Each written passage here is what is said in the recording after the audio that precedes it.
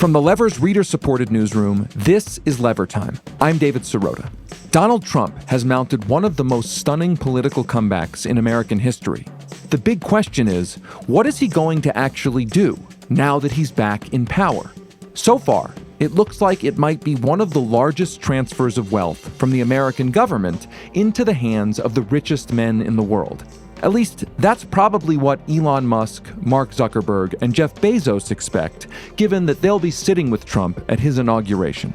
Trump's corruption and willingness to help the rich at the expense of everyone else is well documented. But many of his strongest supporters see something different in him. Many voters who sent Trump back to the White House think that he's the opponent of the oligarchy, rather than its strongest ally.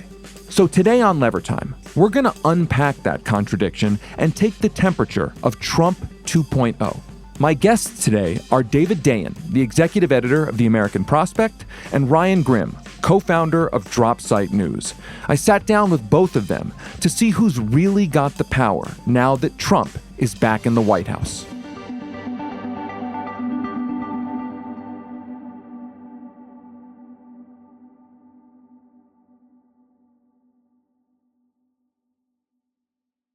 So let's start with the cabinet confirmation hearings. You both, I assume, have been watching pieces of them. What do you think's been most notable about them? Is this sort of just pro forma spectacle, and there's not really going to be any real drama in terms of who's going to get confirmed? Where do you come down on that? We'll start with David Dayen. I think the more sketchy nominees, the ones that haven't really secured full support, have not actually had their confirmation hearing yet. People like RFK, people like Tulsi Gabbard. Basically, in the last week before the Trump presidency, they put up sort of the chip shots, the ones who are likely to be nominees and likely to be confirmed. I mean, the big one that was, I guess, a question was Pete Hegseth. You know, certainly we haven't seen anything to suggest that there would be any missteps, but we are getting a pretty clear picture of the views of these nominees.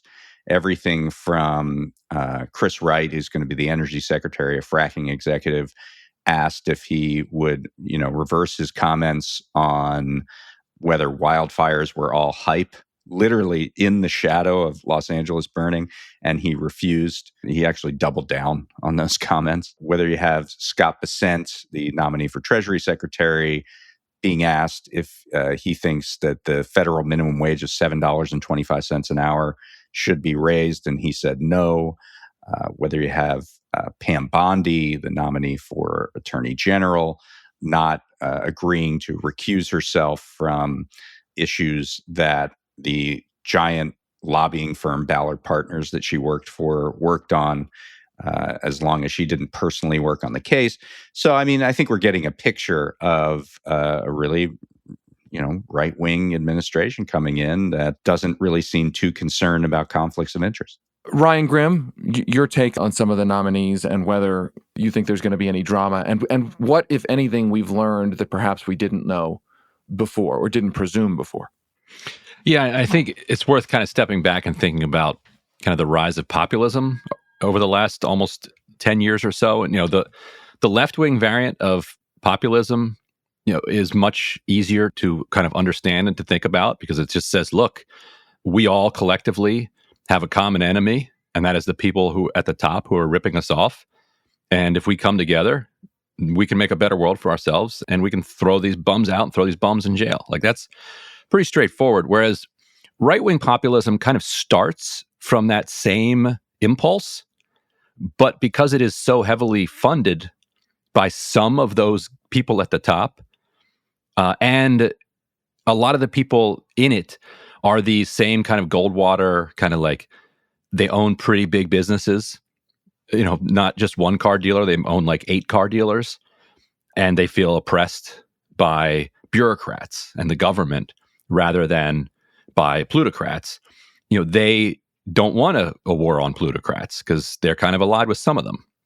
And so then you immediately start channeling it in racial directions and towards migrants. That's step one. And then oftentimes it devolves into anti-Semitism because you've got conspiracy thinking that because on the left, it's much simpler. Like, it's not a conspiracy. It's all of the 1% together are pursuing their class interests against you. You don't need a conspiracy for that. But you do need it with right-wing populism because it's not the whole 1%. There are good billionaires. Right. Like Elon Musk is a good one. And David Sachs is a good one. And Vivek was a good one until he he was disappeared. completely disappeared. And so if those are good ones, then how do you define the bad ones? And at first it's like, well, it's the elites, it's the ones who are Democrats. But that's tricky because lots of the Trump supporting billionaires used to be Democrats like 5 minutes ago. So you need something else. And so for a big portion of a strain of right-wing populism, they'll go straight to anti-Semitism. And you're seeing that proliferate like wildly. And so when right-wing populism comes into power and has to govern, it's going to go after immigrants. And there's no question and no division there. Like, they're going hardcore after immigrants. All of the nominees agree on that. They've got the horses. They've got the team in place that's going to do that. When it comes to going after the plutocrats, they're divided heavily. I think the great stat that I heard is that if you are an American billionaire, you have a 2% chance of being in the Trump administration. How does that mean? Because there are only something like 800 American billionaires. Oh, I see. And 13 of them are in the Trump administration, some number like that. And so if you are an American billionaire, you have a 2% chance of actually serving in the Trump administration. Wow, so 1 out of every 50 is that one out of every 50 billionaires right. in America are in the Trump administration. Okay, well, let's take a pause then, and before we go on about where we're going to be heading into, Joe Biden's farewell address about oligarchy. Today, an oligarchy is taking shape in America of extreme wealth, power, and influence that literally threatens our entire democracy, our basic rights and freedoms, and a fair shot for everyone to get ahead. We see the consequences all across America, and we've seen it before. More than a century ago, but the American people stood up to the robber barons back then and busted the trusts. They didn't punish the wealthy, just made the wealthy play by the rules everybody else had to. Workers want rights to earn their fair share. My take is the first thing that comes to mind is the hot dog guy. We're all looking for the guy who did this, which isn't actually completely fair. I think it's more fair about like old Joe Biden, like Senator Joe Biden, Senator from MBNA Joe Biden, because I do think as president, he's done some anti-oligarchy kinds of things. The CFPB, the FTC, the DOJ antitrust division, parts of the Department of Labor, right? But I do think like the guy who's 50 plus years working around, often in service of oligarchy, now decrying oligarchy, and the oligarchy, as you just described it, even more pronounced under the incoming Trump administration.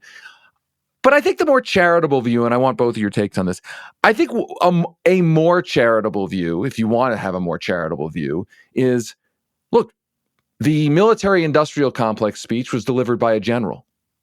Like a guy whose whole career was being in the military-industrial complex. I think a more charitable take on Biden is a guy who's an incredible swamp creature. His last words in the public stage are, the swamp is bad, and we can see through the contradiction and see the truth of it. That's part of how I take it.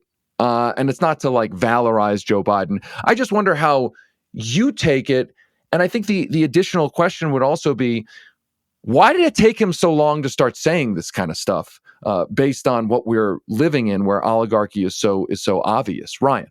These are his friends, these are his donors. Like, he was preparing for a presidential campaign in which he wanted oligarchs to shovel money into. And then Kamala Harris was running a 3-month campaign that raised $1.5 billion. A huge amount of that from regular people, by the way. Yeah. Which really gives like if there is any hope, that like it's the fact that regular people can now combine to put in absolutely enormous sums. That doesn't. I don't know the complete breakdown.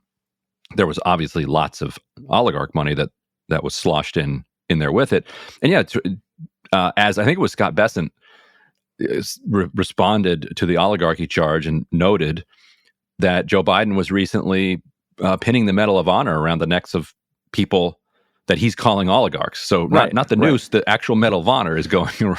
Right. So like, how do we take Biden's farewell address, this, I mean, it wasn't that fiery. There were like a couple of mentions of oligarchy, but it was certainly notable. And I feel like they saw this as his military industrial complex speech, if you will. If you just look on the level of personal wealth, I mean, FDR was absolutely a traitor to his class and someone who would comfortably sit within the moniker of oligarch doing all these things. I mean, I think you have to look at what Biden said fully in the context of that Dwight Eisenhower speech, in the sense of, I want to make a big moment like the Dwight Eisenhower speech. I mean, I think there is something very cloying about it. That this is, I'm in a farewell address. I'm supposed to make some big comment that, everyone's going to remember because this tape is accessible 20, 30, 40 years from now. And so now in the documentary about the rise of the oligarchy, they can point to this for 2 minutes, and Biden and his estate can look fondly upon it, his presidential library. I don't really take much into it. The same week that he made this speech, he issued an executive order on data centers that forces the Departments of Energy and Defense to give public land to the very tech oligarchs, the very tech industrial complex that he is calling out in this speech. These things are done for political purposes. Look, I mean, we ran a big essay in the Prospect on Biden's economic agenda. I think it's important to hear these things. And I think it's important to hear from the individual himself about what he thinks about these things. But I do think there are clear motives here when it comes to this farewell address. Yeah, and you do have, like, MSNBC talks about oligarchy now. Like, there does seem to be a kind of reckoning with it on the center left among this crowd. Yeah. Because they can attribute it to Trump. I mean, and Elon Musk. It's now comfortable territory because there isn't a Democrat in power who is cozying up. Yeah, and the sad thing is that curious for a second, the fact that Elon Musk and Donald Trump are such unique figures. It's harder to identify them specifically as oligarchs.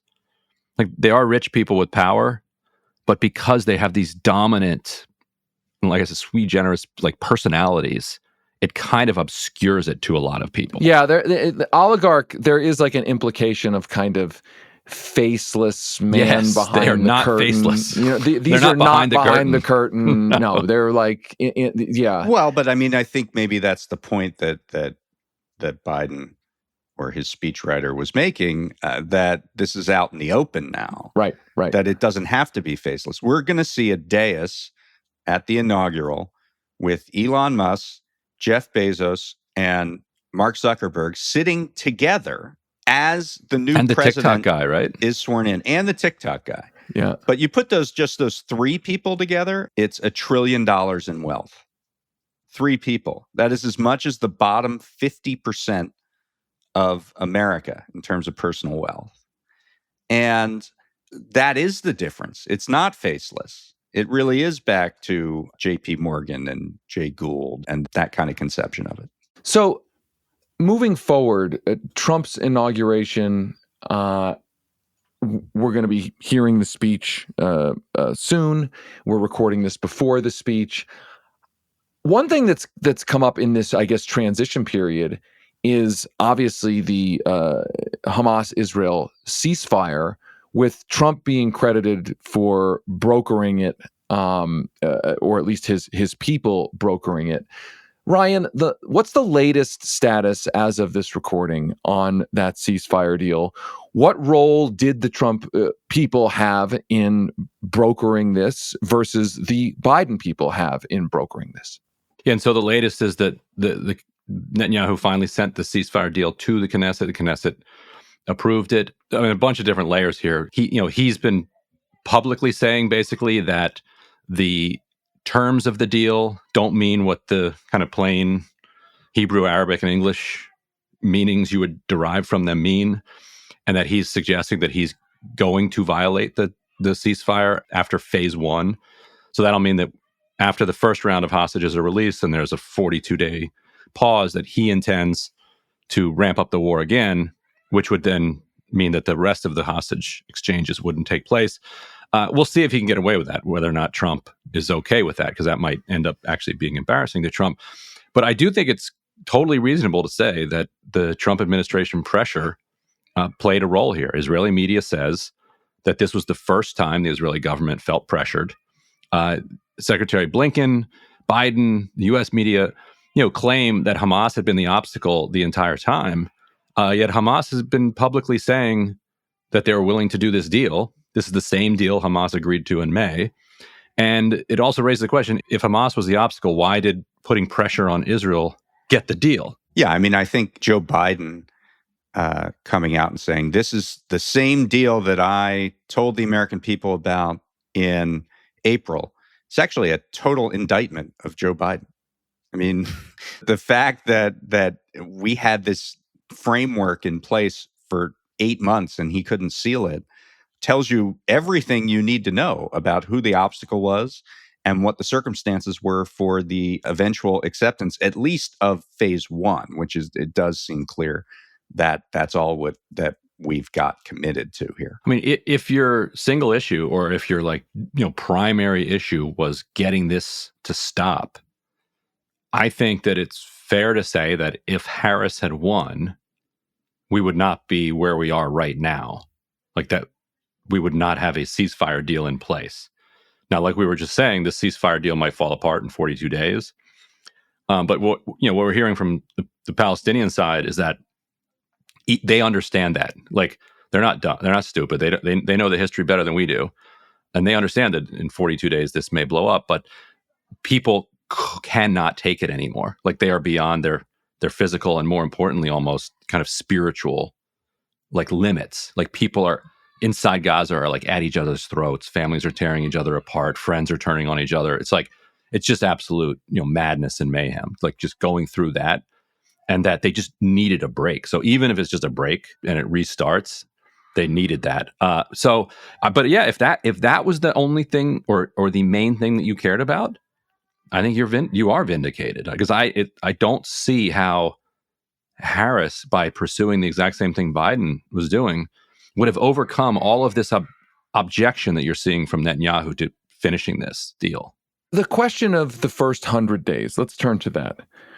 What are you both looking for? What do you think's going to happen? What do you think's realistic? What do you think, if anything, is more bluster than actual policy? We'll start with Dave Dayen. There are two tracks to this, right? So one is what Trump is going to do himself with a flurry of executive orders and actions. And then the second is what Congress is going to do to forward Trump's agenda. Actually, both in some ways are up in the air, but the legislative stuff is much more up in the air, because Republicans can't decide even what they're going to decide. So they haven't figured out how they are going to go forward. They basically have 3 or 4 big issues that they want to tackle. One is money for the border. Second, and really for deportations. Second is energy stuff, opening up the country basically to drilling. Third is dealing with the end of the Trump tax cuts. And then to a lesser extent, there's some defense hawks that actually want to increase the military budget right now, even as they have this directive to lower spending.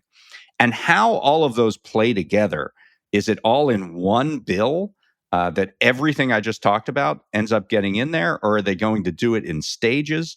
That hasn't been figured out, and it kind of has to be figured out now because the way that you get around the filibuster is through a process called budget reconciliation. And to do budget reconciliation, you need to essentially set in place the terms for it now.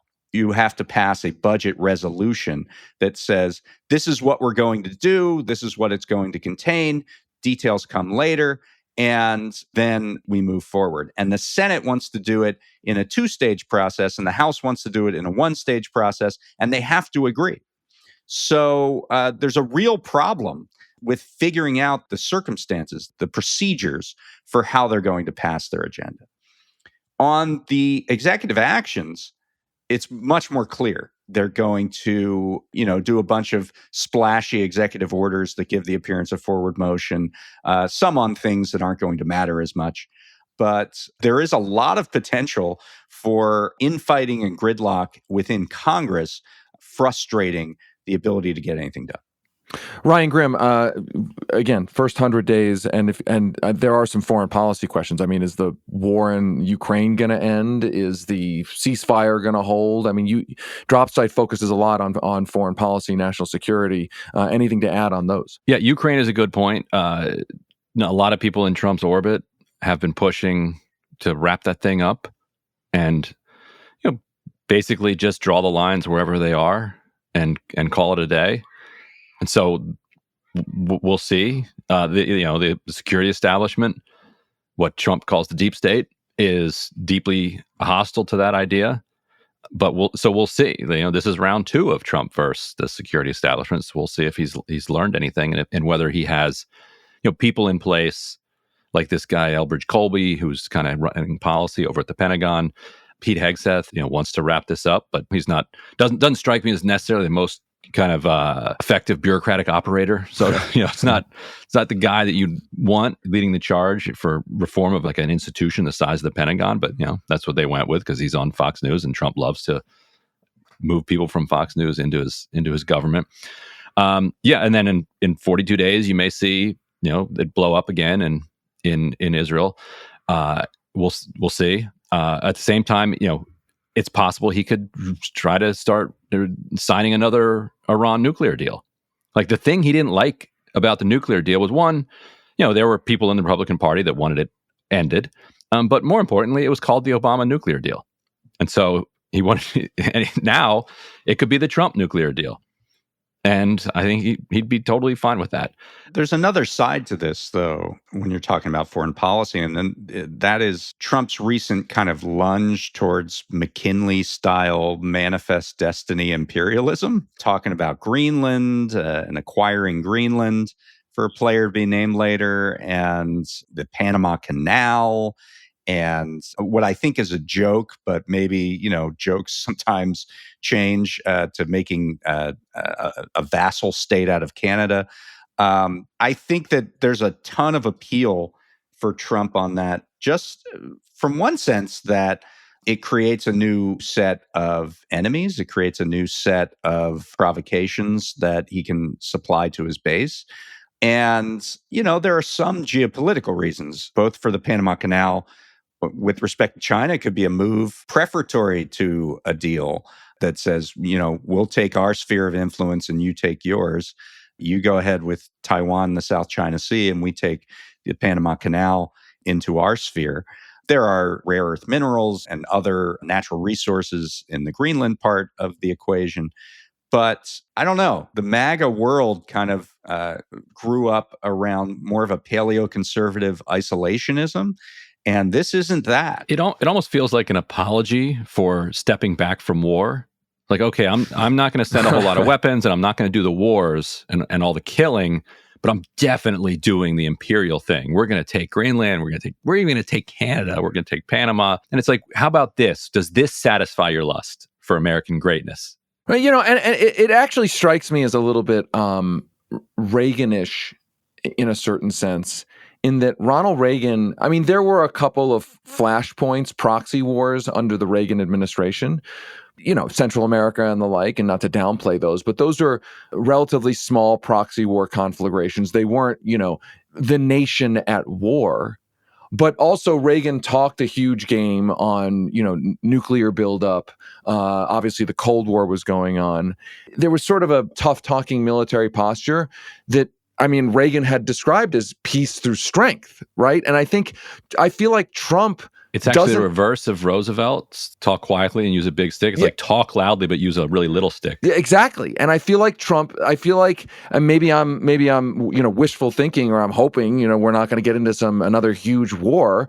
But it feels like Trump doesn't necessarily want to be in a giant war, but also believes one way to keep us out of wars is to have all this bravado about whether it's I'm taking Greenland, I'm taking the Panama Canal, right? I feel like I'm going to push the button on North Korea. I feel like it's part of kind of a strategy, break loose right? In Gaza. Yeah, he's internalized kind of the madman theory, like the Nixon theory, that if you're just crazy enough that you can sort of make the rest of the world cower. The problem is similar to what you were talking about earlier. There are a lot of new madmen, right? I mean, there's the urbanization of the rest of the world is going to make it a little bit more difficult to just be the madman and expect the institutionalists to, back off. Yeah, I worry about the madman theory or the bravado theory of foreign policy running into a game of chicken. Right, that some other Trumpish person and a leader in another country somehow there becomes nobody can back away from something because everyone is posturing and nobody knows how to save face. And then what happens with Trump's coalition, and that's a good segue to his coalition.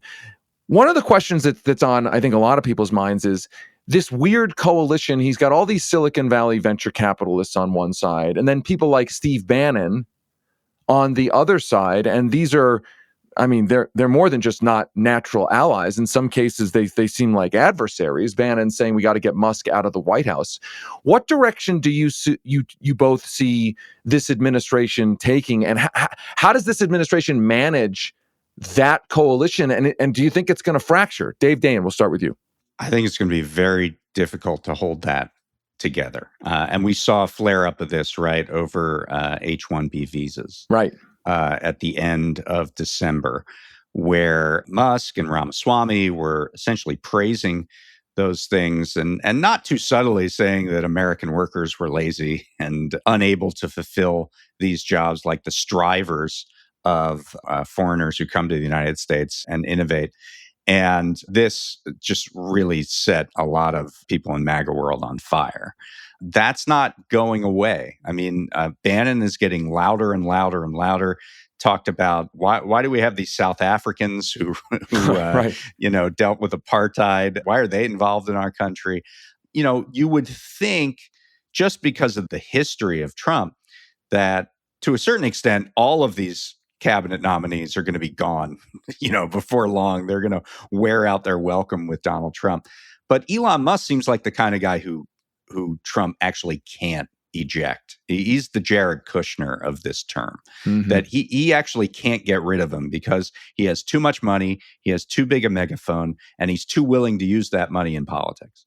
So there's going to be this tension there between the MAGA base that will eventually tire of Musk and want to get rid of him, and Trump's instinct to not piss off the richest man in the world who could come after him afterwards. So it's a real chaos agent into this entire term of office. And the new thing with Musk is his control of the media. Right. And his control of the media through Twitter, and particularly the conservative media, and his willingness to use it. Out of the H-1B fight that Dave's talking about, he demonetized kind of Laura Loomer, which was ironic because Laura Loomer was like representative of how the woke Twitter cracked down on conservative speech. And so it wasn't as if kind of the new bosses came in and came after the same kinds of people. In several cases, they came after literally the same people. And so it was her and a bunch of other conservative activists who were saying no, like, they were on the Bannon side of this argument.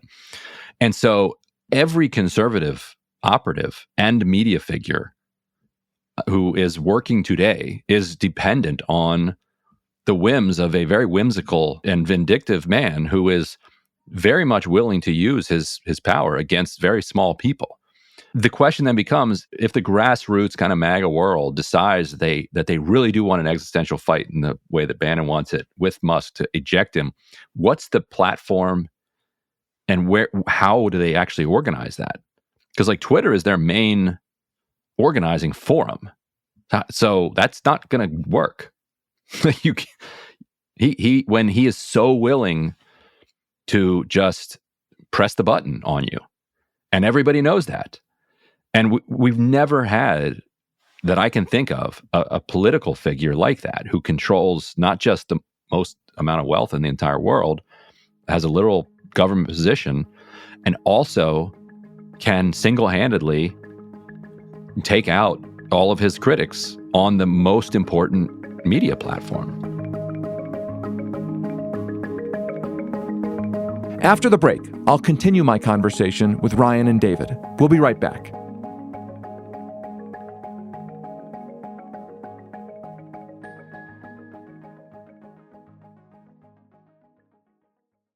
I think the final question is really about Trump and populism. What do you think of the idea that Trump is a populist, potentially a trust-busting kind of a populist, or at least not hostile to the idea of antitrust? I think what I'm getting at is, do you expect any overlap at all with the Biden administration in things like the Ticketmaster lawsuit or suing to break up Google or anything like that? There's been a lot of talk about how different Trump is from Biden, but is there any continuity here? Yeah, Dan, why don't you take that? Because some of these DOJ cases started with the Trump administration. Right. Yeah, that's true. The Google case that is heading toward a remedy phase started under the Trump administration. The Facebook case, which is going to trial this spring at the FTC against the FTC, started under the Trump administration. The new incoming FTC chair looks like will have a posture that's very, very different from Lina Khan, but might hang on to some of the tech cases. Although the reason that Mark Zuckerberg and Jeff Bezos are on that dais is to get those cases thrown out. I mean, that's the reason. I think this populism brand is going to get very tarnished by having these impossibly wealthy folks dictating policy. It's one thing to have them in the government and just running the conservative playbook. I mean, there were certainly rich people in the first Trump administration, and that was fine, I think, to MAGA, that it was low taxes and deregulation. And that's kind of what they wanted. And they wanted, just some sort of cultural signpost that, their priorities were being listened to. And that was good enough for them. Certainly, mass deportation is the way that they can cover this in the second term. But it's going to be too hard to ignore Jeff Bezos sitting on the sidelines, Elon Musk having an office in the executive office building, Mark Zuckerberg changing his entire posture, and maybe the Facebook case getting thrown out as a result. That's going to be hard to reconcile. It's going to be much harder to reconcile than sort of no-name billionaires that happen to be running the Interior Department or something like that. So that's, I think, where the rubber meets the road for this. Yeah, and they're so clearly trying to do the old school playbook of getting angry people to ignore the thing they're angry about by giving them something different. And it's rare that it's all in the exact same person. Like usually there's a movement of people that are running that play. But like in this case, Zuckerberg, going on Joe Rogan, who's becoming this guy that you just go to and confess all your sins, and then you get this like populist absolution. He tells him like, "Oh, I'm with you when it comes to censorship. The government really wanted to crack down on posts around COVID, and we did a little gentle pushing back, and all of a sudden, then we started getting investigated by the government, trying to convince people that, exactly like you said, these cases that have been brought against Facebook are actually just a vindictive government that wants to stop you from learning the truth about ivermectin." And I think there's a limit to how much people are willing to believe that, but the limit is very high. Like I think they can ride that for a pretty long time. And one of the reasons that it's high is because we're talking about people that own the communications medium. There was this interview that Ross Douthat did with Mark Andreessen. And he was basically saying that, look, people kind of like Medicare, they like Social Security, they like these programs, and you're going to have a hard time turning people around on that. And basically what Andreessen said is, we have the communications medium. We can show people what they're really like, what these programs are really like. And that's inevitably going to end up being this massive propaganda, which we've already seen. One of the famous things that happened in the last month is Elon Musk called out this woman who was working at the USDA on diversification. Now, it was actually diversification of crops so that, if one crop has a bad year, that you have other things in your basket that you can sell. But he decided it was a DEI thing, and he posted her name. He's like, this person's going to be out of the job. And basically, his base bought it. And so, it's not that hard to pull the wool over people's eyes, especially if you have control of sort of the means of communication. And so that's going to be, I think, the challenge for Democrats to, defend these very popular, longstanding programs from these obvious bad faith attacks that are going to come on in the next few years. And we must have crop equity. The Biden administration insisting that the corn stop growing higher than the wheat is outrageous.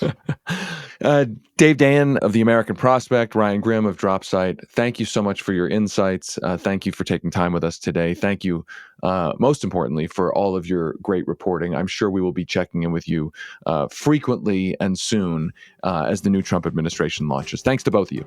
You got it. Looking forward to it. Thank you. Thanks for listening to another episode of Lever Time.